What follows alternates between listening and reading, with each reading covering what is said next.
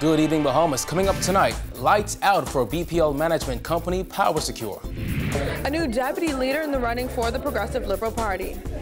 A sentence is handed down for Omar Archer in the Supreme Court.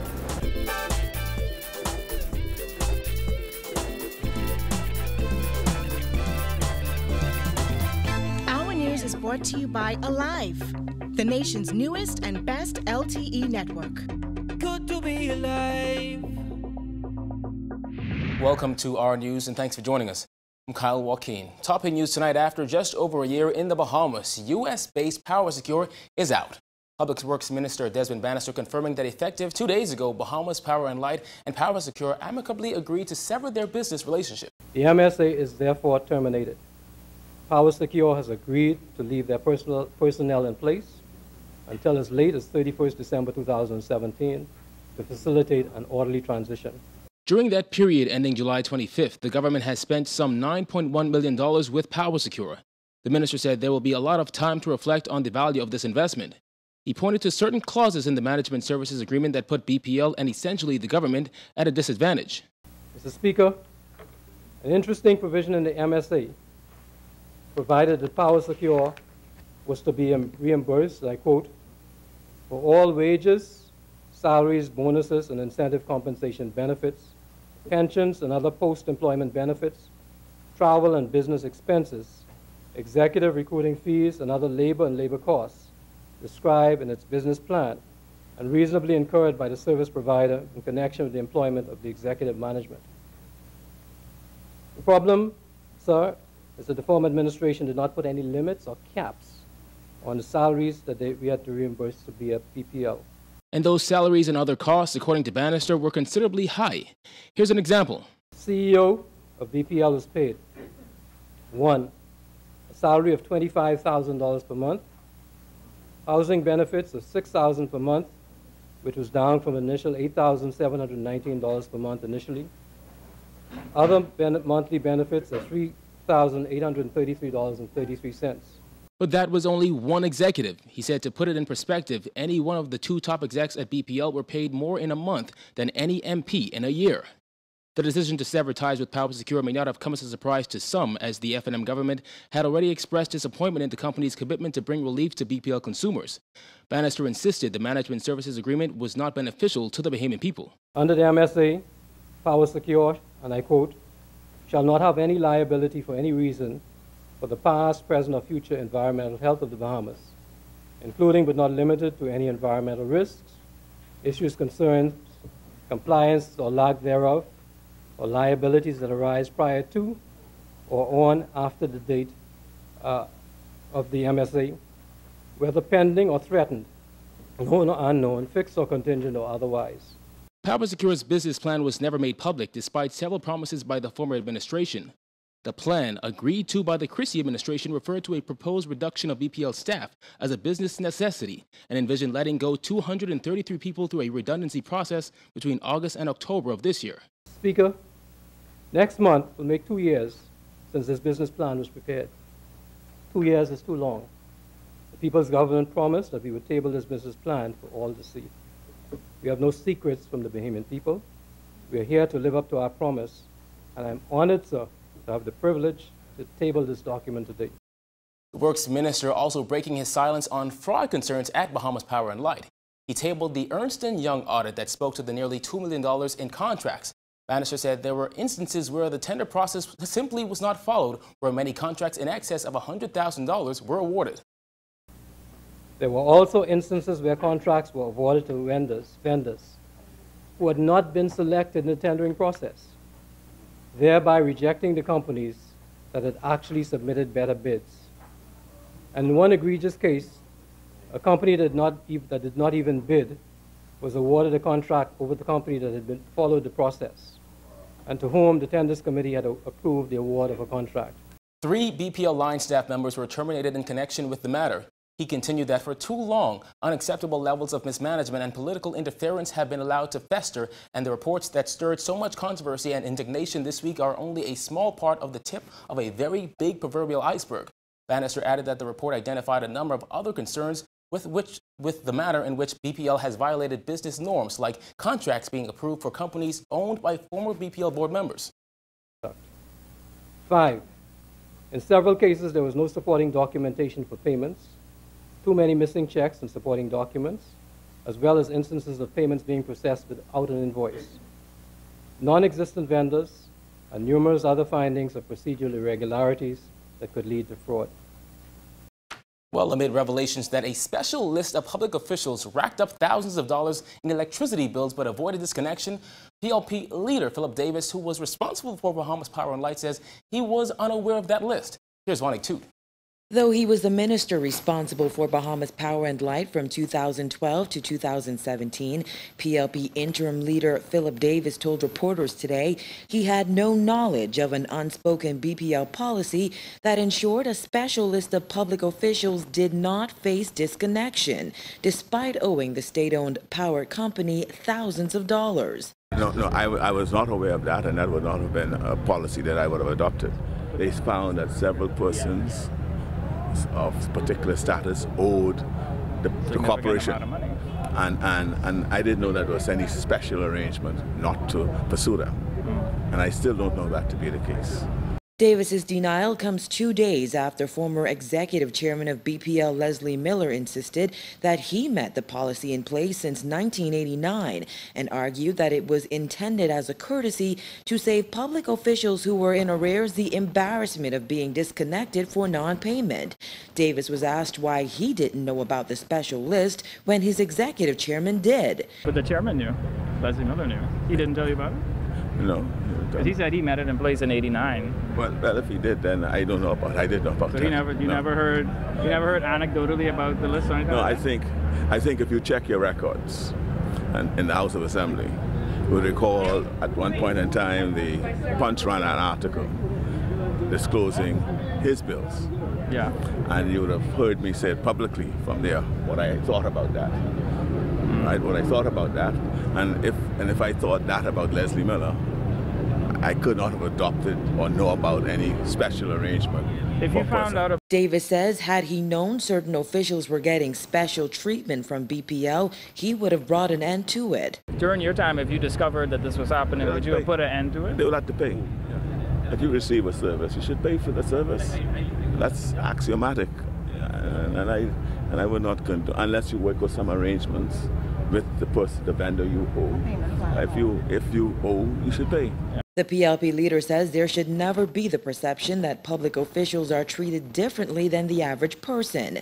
BPL has made news headlines on numerous occasions in recent months, from a fraud scheme investigation to government's announcement today that it has terminated the management agreement signed with Power Secure under the last Christie administration. I'm not disheartened or worried. No, I mean, when you look at the business plan and you appreciated what they committed to do, right, which they committed to do, what they guaranteed that they would do, you would find that the right decision was made at the time. Davis also responded to Works Minister Desmond Bannister's revelation that Power Secure executives were paid huge, cumbersome salaries. We were not concerned about the salary because we were looking at industry, where we wanted to take BPL or BEC. We looked at industry standards. There were some key performance indicators that's contained when you look at the report, and once they achieve those things, then they would earn. Davis says a few key performance indicators were not met by Power Secure, but it was not the company's fault, but rather the result of decisions made by the government. Reporting for our News, I'm Vonique Tude. In other news, talk show host Chrissy Love Thompson failed to appear before Supreme Court Justice Cheryl Grant Thompson once again. Thompson faces contempt of court charges after allegedly using social media to make contemptuous remarks.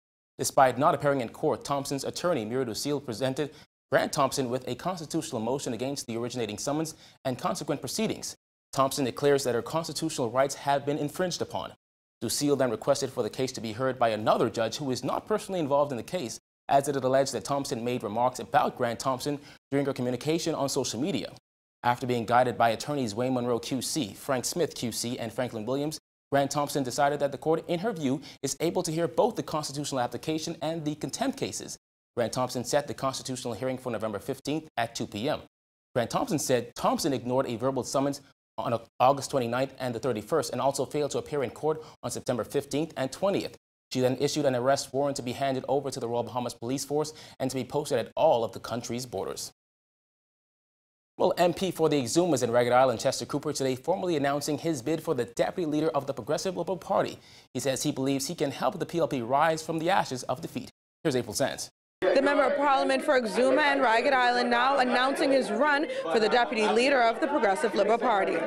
Given the challenges and opportunities facing the party at this time, I am confident that I can lend my talents to the leader and leadership of the party to help reform, rebrand, re-energize, and reinvigorate the PLP as we seek to return to our core values, regain the confidence of the majority of the Bahamian people, and return as the government of the Bahamas in 2022.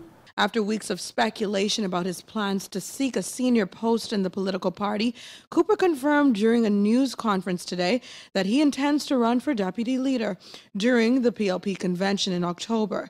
His announcement comes after Glenys Hannah Martin and Philip Brave Davis both announced bids for the PLP's top post. Cooper said he's hedging his bets on Davis. We anticipate, based on internal polling, that the leader is going to be Philip Brave Davis. But there's a convention in short order. We anticipate that question is going to be answered very shortly. I'm a team player. The reason why we're having the convention is to make the determination as to who the leader is going to be. I'm going to support my leader. We have an interim leader at the moment. The legacy of the PLP is that the PLP supports its leader. And Cooper was asked why he's choosing to run as deputy leader rather than leader. I believe that as deputy leader, I can have enough influence to work along with the leader to ensure that we put in place the type of changes, reforms, and readying that we need to complete the rebranding, re-energizing, and reconnecting with the Bahamian people to become the government again in 2022. Cooper said he plans on addressing the party's focus on the importance of millennials and their voice being heard, as it was a huge factor during the country's last general election. At the moment, I'm a relative newcomer to politics who is given a commitment for a big plan for Exuma. I was elected on a platform of eVision 2030, which is my 10-point plan for Exuma. I want to focus my attention on my constituency as priority number one. Secondly, we just experienced in Ragged Island the damages associated with Irma, the largest hurricane to hit the Atlantic. And therefore, it's incumbent upon me to support the people of Ragged Island. The PLP was left without a deputy leader in May after longtime leader Perry Christie stepped down and his deputy Brave Davis became interim leader. Reporting for our news, I'm April Sands. In other news, overall crime in the country is down 19%, despite a hike in murders and attempted rape, that according to the latest crime statistics given by the National Security Minister in the House of Assembly today. Anybody who believes that this very complex predicament can be rectified in just 4 months after coming to office has no concept of the underlying factors that impact crime and the lack of serious appreciation of a long-term sustainable platform. Dame said the fix to crime won't come overnight and certainly not months after a general election. His first time giving crime stats since becoming minister, Dame said crime is still a major problem. Let's take a closer look at the numbers. Compared to the same period last year, murder is up 41% with 103 people killed. Attempted murder is down 20%. Rape down 15%. Attempted rape up 88%. Unlawful sexual intercourse down 25%. Armed robbery down 35%. Robbery down 44%, making crime overall down 19%. As for crime against property, burglaries are down 25%. House breakings down 8%. Shop breakings down 4%. Stealing down 13%, and stolen vehicles down 33%. While praising officers for their hard work and dedication, Dame said they must look at human resources on the police force. Training has been inconsistent and lacked a true focus. We will ensure that our law enforcement officers at all levels are properly trained and aligned with international law enforcement standards. Mr. Speaker, our government is committed to ensuring that our officers are well prepared to more than effectively carry out the duties required of them. So far this year, over 230 guns have been taken off the streets. But there's the issue of bail. With repeat offenders being released to commit even more or worse crimes, Dame said under his watch, it will be fixed. Our government has already begun taking steps to address this serious problem. Mr. Speaker, it cannot be that we should have persons being granted bail and freely roaming our streets while armed, facing multiple murder charges. My ministry has been in active discussions with the Office of the Attorney General to explore avenues to ensure that persons charged with multiple similar offenses committed over time remain incarcerated to the time of their trial without bail. According to Dames, a comprehensive manpower report has commenced in his ministry and neighborhood watches will be created. The minister also spoke to the CCTV program, which he said was underutilized under the previous administration. Mr. Speaker, the government is firmly of the view that a properly functional electronically monitoring program integrated with the CCTV project and supported by mobile patrols will all enhance our ability to aggressively address crime issues that occur on our streets and in our neighborhoods by targeting prolific offenders and disrupting their criminal activities.